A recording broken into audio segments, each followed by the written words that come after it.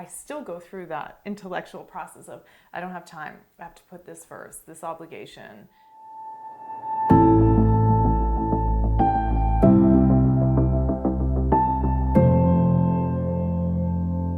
Can we talk about that really quickly, like the habit?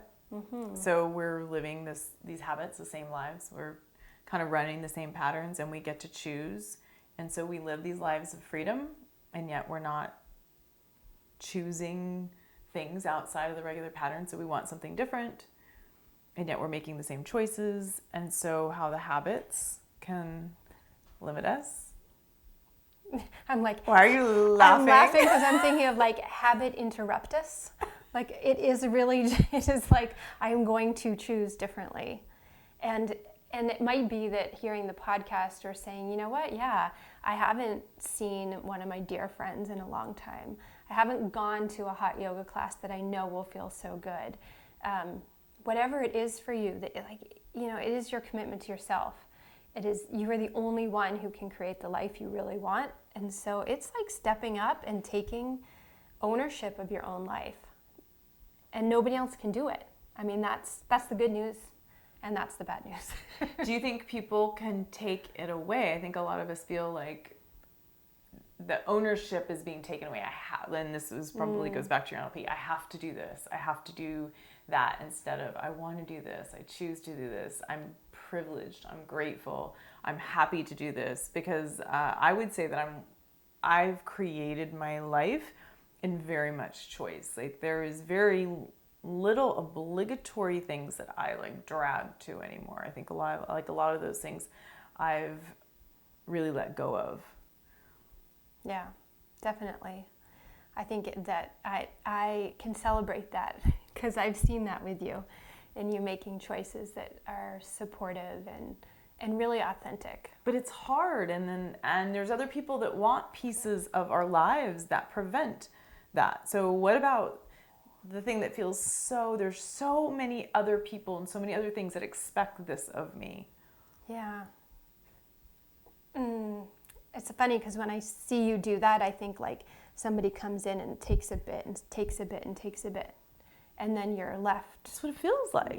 So where is it that boundary, that no, that doesn't work for me? That thank you for that invitation and that doesn't work in my schedule. Or that's not something I'm interested in doing right now. It's so hard. Yeah. It's challenging, and it is, I think, one of the greatest ways that we take ownership of our lives. So what are the baby steps that you would recommend? Yeah. I personally, as soon as you said that, what I saw was a piece of paper, and on one side your yes, and on one side the no. And what are the things that you are doing that you do not love, that are not speaking to you, that are purely out of habit? Things that you could, if you could just erase, like write all of those down. I have a feeling that list is longer for a lot of people than what do you really love and what do you want? Like what's most important? What are those soul satisfying things that are so juicy and fun? I mean, just saying those, I can feel the energy difference between like the heaviness of the no's and the lightness and the excitement of those yeses. And I think for me too, that I spend more time worrying about those no's, because I think in my mind now, as you're saying that, I can visually see my list. But the no's are like, they kind of spin in my mind a little bit. And so I can imagine if I spent more time being drawn into the yeses than if I was worried about, I'm gonna get rid of that, or I don't want to do this, and this is not really calling to me, and I want to minimize this. It just feels heavier where my brain actually, and you can probably speak to this in NLP, my brain is still trying to figure out, well, how can I not do this, not do this, not do this, not do this? Like it's taking me down that path.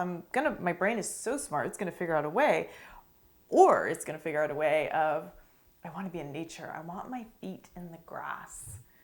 How am I going to be drawn into the beach? How will I find 15 minutes to get the fresh air, to feel that? So I can see that list too. And then I'm sorry, I kind of just took that around, but do you want to speak to the hell yes, hell no? Because that's a fun one too. Yeah. On these lists. So Well, it's interesting when you were like, I don't want to, and I don't want to, and don't, like, oh, that feels so heavy. You know, it's like, oh, those are all the things that just feel like they're taking energy versus the lightness of all the things that you really want. So one of the things that we've been doing a lot is saying, is it a hell yes or a hell no? Like, and if it's not a hell yes, it's a hell no. And more recently, when you sent me, was it a quote? Oh, it was somebody that you had seen. Yeah, I can't think of his name. He's an amazing teacher of brain power. His name escapes me right now. Well, He said it first. Okay, I'm going to figure out what it is, and then I'm going to put notes in at the bottom of this. Yeah. and it was so great because what he said was, is it a heaven yes or a heaven no? So again, like, what is that? For me, that's like, what is the heavenly yes? Like, what is that thing that's a definite, I want that. And then the rest, not so much.